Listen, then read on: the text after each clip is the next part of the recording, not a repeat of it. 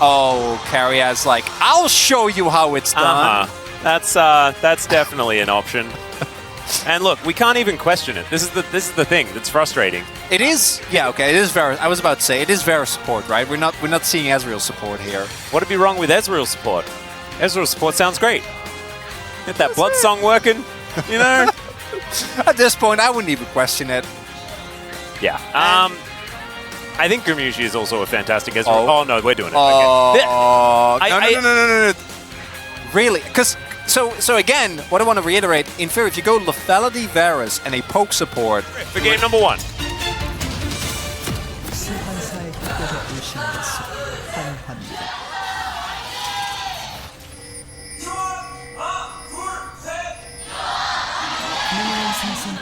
All right, here we are, ladies and gentlemen, onto the Rift for game number 1, Firaxx versus T1. We had a bit of an argument in the lobby getting into this game. Of course, it was blind pick, and we had both Gumushi and Carrier saying AD, and they were spamming it, and Guma thought that he said it first, so he just locked, and then Carrier thought that he said it first, and so he locked, and... that's why they both went Doran's Blade. Yeah, that's why there's a competition going now. Whoever gets a game of chicken. Yeah, it's whoever a game gets of chicken. most CS gets to actually farm. That's the other person has to buy a World Atlas. I mean, it's just a bit of it's an archaic strategy that has really lasted all the way until 2024 here in LCK. Yeah, blind pick kind of a dead thing now, even in the client. It's just it's weird that we're still doing it here, but whatever, it's fine. I wonder at what point we're going to go fully into the... Because basically what's happening now is people are going... But they can't even... Like, I don't even know if they die to a gank here. Well, Gumushi, he might be in a little bit of trouble. Does have to heal. There's the flash forward from Henna as Carrier is trying to get aggressive. Doesn't have the ignite, but just needs another auto attack. The flash forward from Execute does absolutely nothing. And now Carrier's trying to pop off. He just needs one more, but he's not going to get there. It's a double for Willer in the end. And that definitely is a decent start for Firaxx. Ladyface is really good, but even though Karma's win rate is abysmal, we have seen exactly why she's picked. Oh, yeah. Because her laning is rather silly. And if Closer can maintain that level of pressure, it might make it hard for T1 to actually utilize the power of this Orianna and Rell. At the same time, though, normally I would say that T1 are always happy to go into a team fighting situation because I think Rell Ori is such a strong core, especially even on hit Varus as well. But the Ezreal does throw me off a little bit because the value of that, I think, is very reliant on you being able to actually get a lead, right? In either terms of dragons, which obviously not going to be the case. They did trade for grubs, though. Ooh, Closer continuing to put Faker on Alicia in this lane. Finds himself the Mantrid Q, and Faker might actually be looking for a reset here. See whether he can continue to play as well as he has. As Zeus with the World Ender here. Clear has already gone all out. Does he actually have the damage to kill him? Oh, that was a beautiful interruption. But Clear is still fighting, gets the ward down, and Zeus will be solo killed by the young upstart. And that is huge, because Clear has been struggling so much in the laning phase. All right, and there is a kickback onto Gumushi as well. Okay, never you mind. Firaxx, they are here to play today. And that is now a killing spree for Will. Up for it as far as the poke is concerned later on. But this is a game that is now... It's about T1 getting themselves in a better position where they can actually fight for a late game. But Willa has decided that he does not want late game to happen. It's almost up. Yep, he's just done with that as we have the pullback already with that World Ender. And Willa's in melee range. He can kick whenever he likes. Ona will turn up though. Gets the kick through. That was so sick from Willa. But now the distance is being created. He avoids the Q. Closer. And T1 are still here. They're going to need Closer to turn up. And there he is. Another kill for Willa and a flash out from Ona. And Firaxx, a couple of days off, and the team looks unrecognizable. Clear on the K'Sante, together with Willer, look for the gank. Zeus is able to outplay it. Initially, Ona shows up, and it looks like Fink might backfire, but then Closer, great timing. We'll have to pay for this with a play towards the mid lane, but with this pick not being that successful when it comes to winning, we have seen how obnoxious it can be in lane. And a lot of the losses were also into Senna, who I think does a really good job, especially when paired with a Nautilus, mitigate the poke that comes out in these mid-game fights. That's going to be 2 Drakes now and a Hextech possibility Man. for FearX. And I think that we do see T1 still. This is by no means a lead that is impossible to come back from, right? We do have the plates still going overwhelmingly in their favor, particularly towards the bot side of the map, towards top. We do have the gold still being pretty even. It is a nice lead, but not enough by itself as they go in. X-Gates coming on over here as Owner will get queued. Faker moves over.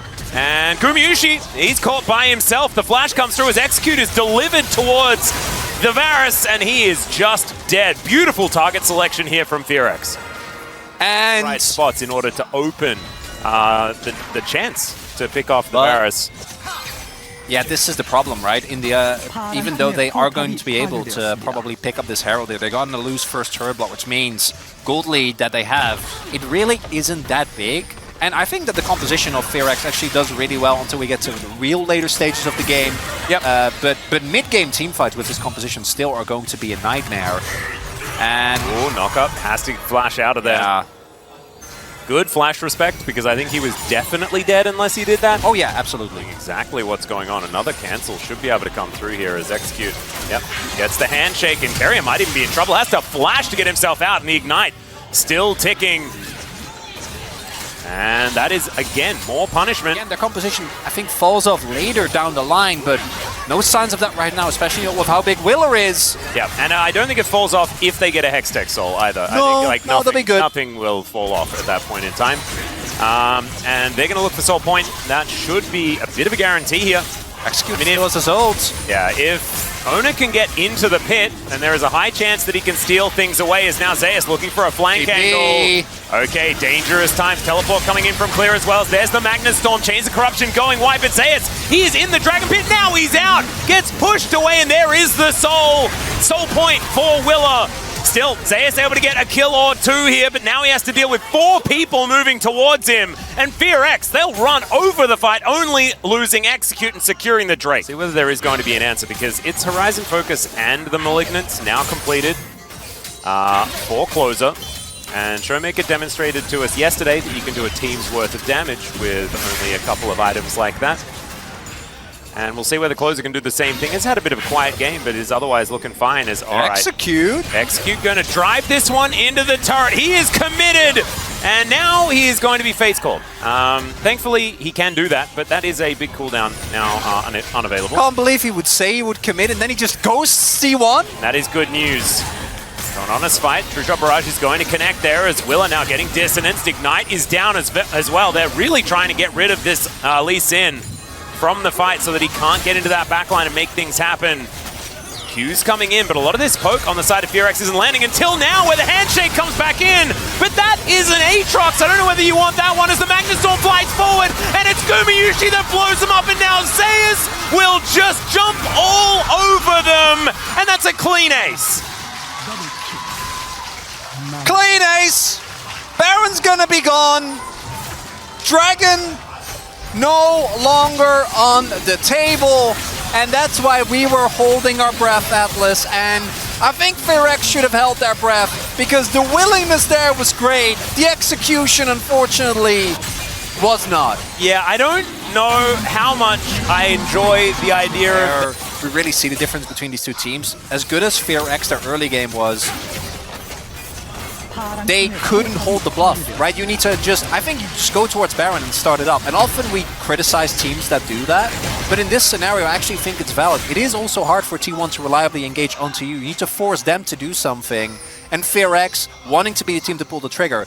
If XQ was playing Nautilus, that might have been a game-winning play, but instead, it probably is the end of the game, right? Like from this point onward, now T1 is going to siege. They're probably going to get at least an inhibitor. That's what I meant, yeah.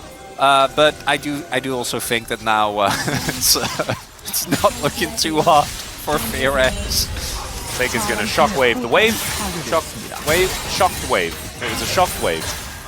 There we go, something like that. As this turret is going to be taken down, so there's a little bit back here for FearX. But they're not doing too much about this, which could just mean a gap in the base. You can see Clear, he's electing to go back home. Faker could actually throw an orb in there if he would like to. Allowed to flip for the objective into Rel, which is very hard. Can kick her away, so maybe. And they are going to go for a heroic last stand. We'll see what they're able to actually get out of this. Grabbing the wave here on bot. At the very least, going to get themselves a turret. Closer does have TP. Oh dear, there is not a lot of vision down here. As Keria just throwing Qs left, right, and center. Chains of Corruption onto Willa! And there is the Infernal Chains. It will be broken by Willa, though, as the Magnustorm comes in for the immediate kick. I just don't know whether it was the right choice. Karma? Fade's Call now coming in. Wait! Keria off to the side. They're taking so much damage as Zeus gets into melee range. And you know that's bad news. There goes Clear, and now it's Whitewash once again. T1 just tear them to shreds. And that's gonna be the end of game number 1. The deep teleport from Closer on Karma, unfortunately not gonna be enough to turn the fight. Guma finds an ultimate on top of the Lee Sin.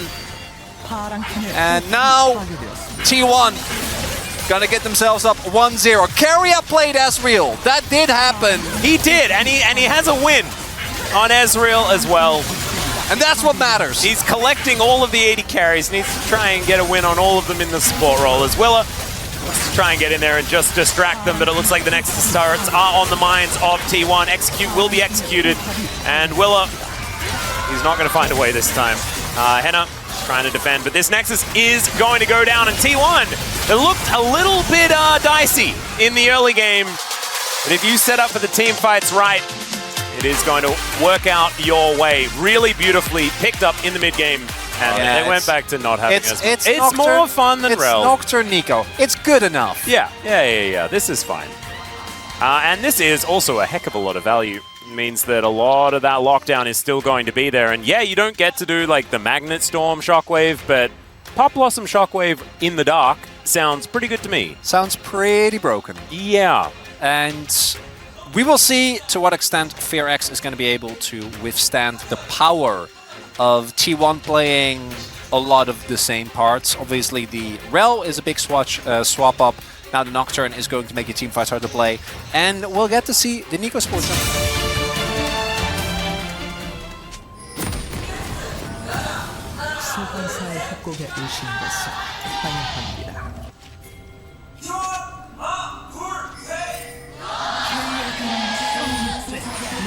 All right, here we are. Let's see what shenanigans we're going to be in for in this game. I think an early start, like an early gank from Willa or something like that towards this bottom lane, would not be a bad idea once again. So I assume T1, they do have a Nocturne, so I guess they're not going to be doing anything until it's level 6. So Willa should have run of the map for quite some time. And early jungle tracking going to be really big. Personally do hope that T1 is able to at least know where Willer starts, go from there. I do think Nocturne is actually, especially with how strong Lethal Tempo is at the moment, actually a pretty underrated duelist early on. I just, ideally, you, as you were saying, want to just get to 6 as soon as possible. Maybe pick up an early grub, just the one. Yep, one grub to maximize your XP gain. And this is the matchup that you and I are both very, very worried about. As what? And this are we gonna flip the lane level 1? Is the real one? Well, Execute is going to say that one is Keria. And in fact, it was John who did it. There's a flash pulverize though, as Gumayusi's in so much trouble. The flash forward from Henna immediately, and he's gonna get first blood in the 2v2. And that is how you do it. They didn't even need Willa this time. Not too much is going to happen. So Willa trying to have that early presence that we saw in game number 1. Hasn't found as much joy this time. As, all right, there's the Hex Flash, Headbutt Pulve, but Execute just going to take some fire for his trouble, and now Henna, he's in a lot of it as well. These autos starting to pile up as the Piercing Arrow comes down. That was a lot of blight, and Gumayusi gets his revenge. They're going to try and find as many of these early angles as they can. Maybe centered around the reset power of this Kalista, but it's going to also depend on Execute actually having some level of early success in these fights. Maybe isolate a target together with Willer, but the last time was extremely fast Faker. No, Henna's just going to have to flash. Shockwave comes out, and Faker turns up and says, you guys are not getting any of these minions. Oh, Keria hits 6 there as well, if I'm not mistaken. And that means, in turn, that they can't move up to the wave. So they're going to lose Flash on Henna, 2 blades, and this entire wave. And or like the other option, right? Is that what coaches say? That it's like, I don't think you should get solo killed again. Yeah, I don't know if the player themselves knows that's a bad thing. Yeah. Maybe Zeus is just a big fan of the O2 power spike. You know, he's studied. Hey, that's true. I mean, there are a lot of Noguri fans here. There are a lot of Noguri fans. There's one sitting right beside you. Yeah, well, absolutely. There's one sitting right beside you too. Hey! You know what I'm saying? It goes in a circle. Infinite Noguri fans. Pop Blossom into a Faker ultimate. Yeah, you need to make sure you know which one's carrier and which one isn't. As there's an all-out special delivery as Willa gets the little mini wall stun, and the execution is there. Gorgeous play from the top jungle here of FearX. And now Faker going to get pushed underneath the turret. There's the Shockwave Flash. I just don't know whether it's going to be enough here as the Sand Soldier comes out, and that is actually a 1-for-1. Just absurd. V1 out of that closer. Thought he rounded the court, maybe could have flashed away from the final damage to the ball. There is Execute. There's a flash pulverize. Headbutt back there as well as Pop Blossom grabs 2. And now Henna is the tie. He just pops. Oh, I didn't even think that was necessarily a bad move by Execute, but it just got outplayed. Really good positioning there from Keria on the Pop Blossom. Henna needs to be in close range to do damage. And Plate's going to be picked up here as well, because it's just too strong if it does all just work out. As Willa going to come in, grab himself some grubs. Should be 3 going over to them. They want to stick around. Might not care. We have Herald spawning in about 45 seconds, so just a no grub game. Huh. So no mites. No scrubs. Yeah. Like that song? I'm a big fan. Always TLC was a little bit I felt like that song was basically the same as what was the really famous Ed Sheeran song. If you listen to a mashup of No Scrubs, Chronicler, if you are both an Ed Sheeran and a TLC fan, ironically or unironically. Hey, I don't believe in ironically enjoying music. I think you just enjoy it. That's fine. That doesn't need to be ironically. Just enjoy it. It's fine. You can like stuff that isn't highbrow. Well, I mean, you could just I mean, it depends. You know, it's like if you're the person that wants to do that. I'm just trying to get as many people to tweet at you as possible. Is what I'm going for. T1 going to back away after taking themselves the dragon. FearX are not going to be able to grab anything here. Oh, I felt it. Jonas Strong felt it as well. He's thinking that maybe there was a swoop afoot. That was the objective, which in that case wasn't going to ever happen. Or you need to commit. Oh, flash. Commit flash. Willa just commit his. He's just going to grab himself a Rift Herald. Wow. And, yeah, Zeus just wanders away. He did Umbrally Dash as Emperor's Divide comes down. Now Execute's going to come in, but Closer might just die. No! It is going to be Execute that helps lock it down with a hoof. As the teleport came in from Faker as well. I think Closer's out of this fight. There he goes. Faker locks down that kill, so a 4v4. As Faker's still looking to come around, and Carrier Pop Blossom gets into the back line alongside the Paranoia. Henna's still alive for the moment, but Clear now looking to try and clean this one up. He does go all out, but I don't know what he's going to be able to get done here. Gumayusi very, very low, trying to kite it out as best he can, and he does so. Still, Willa gets the double, and now it's Faker and Carrier versus the world. Execute trying to be the bouncer. The Q is going to miss. The snare is going to be there, and Faker, he has no more mana to try and get this one. He's going to have to try and get some auto attack. Oh, Zeus just turns up, and it is now over unless Faker will be taken down. There's at least one back still. Willa pretty strong. He's not going to win the fight against Zeus, but he takes down Carrier. Willer is trying so hard, man. Everyone died in that fight. I swear, at least twice. Ground here against Henna and Clear in the mid lane. Execute coming on over, and we'll be able to clear out a little bit of this vision. Rift Herald coming on through. It's the set play to make sure you can get as much control of the river as possible as Gumayusi a little bit by himself, but Zeus is going to rotate over. Clear taking some damage, and T1, they've already started off this dragon, and Faker so safe on a control ward here as well, as Ona now doesn't have flash, or at least one charge now missing. As, all right, in goes Carrier. He finds the backline, the Shockwave to take down Closer.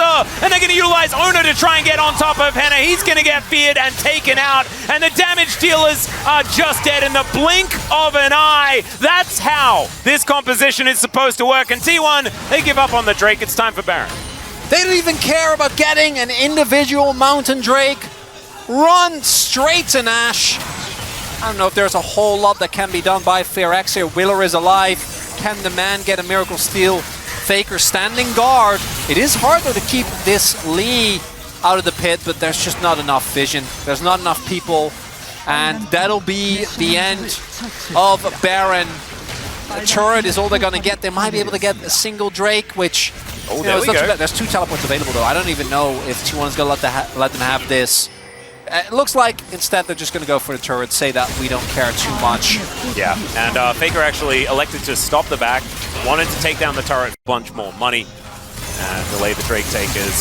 This Pop Blossom, absolutely gorgeous. In live stuff is happening, but not all that important. I want to highlight here as well, and this is something that is really easy to miss when you're looking at this from a spectator's point of view. If Clear and Wheeler actually had vision, I think they might have tried to contest the fight more. Because Guma was actually almost down. I don't know how much he could have reliably done, and they did still have a couple of big cooldowns available. But because of the nature of Paranoia, they're like, we have to run out. Like, there's just no way. We don't know where to go. And it makes a teamfight that was already won even more one-sided. And it also really... Oh, okay. Nice sidestep by Clear as Pop Blossom is going to catch the Cassante, and no one is tanky enough to withstand that. It is a lot of investment for just a kill onto the top laner, but this is making sure that this Baron is going to be utilized to perfect effect. Henna is tidying up a wave on the top side of the map, and that means that it should mean they can go for a fight down here. There's the Paranoia Shockwave! As the Fear is going to go off against Closer. He's not dead just yet, though, as Execute getting fairly close. There is no more minion wave, and Henna is just continuing to clear out these minions. So, not too bad on the defense here on the side of FearX, but it is still a 3.6 thousand gold Red Bull Baron power play. And more importantly, they might not get the turret initially, but they do on the follow-up. Right now, FairX seeing their opportunity to extend this series slipping away from them. Gonna need an insane Hail Mary. All right, there's the kick flash onto Faker. They managed to get the pulverize as well. Fate's Call to come through. Knockups are bound. Faker surviving for a very long time, but eventually will be taken out. And now it's Gumayusi's turn. He's trying to kite it as best he can. Closer almost dies. As Carrier, he's a caster minion. And he's just going to wander his way out. Zeus grabs himself 700 gold by taking down this inner turret. T1, they lose their 2 biggest damage dealers outside of Zeus. You don't have Baron buff. Well, Carrier is just... he's pretending. And Henna is not going to buy it. But there is an Aatrox, and now there's a very dead Kalista. Zeus, that's a lot of items you have there, sir. Okay, well now he's going to get chased down by Clear. Paranoia comes out though, and they're going to dive on top of this Cassante. Pop Blossom onto 3 once again. Not a lot of follow-up, but he buys the space required to get Zeus out and Ona. Willer in a bit of trouble here as well, and man, Carrier is playing his heart out today. You went for Shirelli second as well. And of course there's a little bit of AP on that item, but we've been so used to seeing the Nico mid.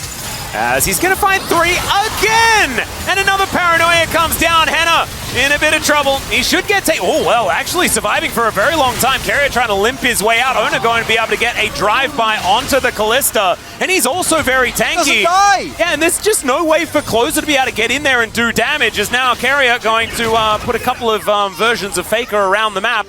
Oh, wow. I just realized how overpowered it is to transform into Faker and make it so that there's 3 Fakers. It's 3 global taunt. Frozen Heart and the good Wait, item. Carrier did the most damage in the game. What? Okay. Well, I guess that's what happens when you land amazing Pop Blossoms. It might be slightly changed now after Zeus does all of Closer's health bar. I was talking about how he doesn't do much damage. Okay, never mind. I take it back. It didn't look like he did that, but he's been hitting people a lot all game long, and that adds up. I don't think this is the game where he has T1... an elixir of iron, I don't think this is the game where T1 is no longer getting away with it. I think this is yet another one. I actually think they may have reinvented the meta. I don't even think it's a getting away with anything. I think we're just having a glance into the future. T1, they're the knowers. We're the learners right now. We're starting to realize exactly just what is possible with support. Solo queue had it right all along. Exactly. All of those Xeraths that were telling you that they're relevant. They are! Okay, Execute. This is your moment. Well, Carrier can be a ward. Chains of Corruption do go white, though. There's the Paranoia and Execute. No one's there for the rest of his team. Another Pop Blossom hits absolutely everyone. And the Shockwave, Zayas just pressing all of his buttons. And this is going to be the end of this game. Closer is going to have to flash away, but the only upside is that he can maybe have a rest on his Fountain, and even then, that is not going to be allowed. There are a couple of Nexus turrets that are proving to be a little bit frustrating, but Faker's going to be able to collect that kill. And Carrier is going to take a well-deserved rest, as T1 will say goodnight to this game. I tell you what, though, POGs are sometimes difficult. This time, it isn't, you know? No. And that's nice. Yeah, it's been there for a while. I've learned the paper. Don't you worry. Up until the mid game, I was like, yeah, Owner actually playing a clean game and not get Faker. Yeah. It's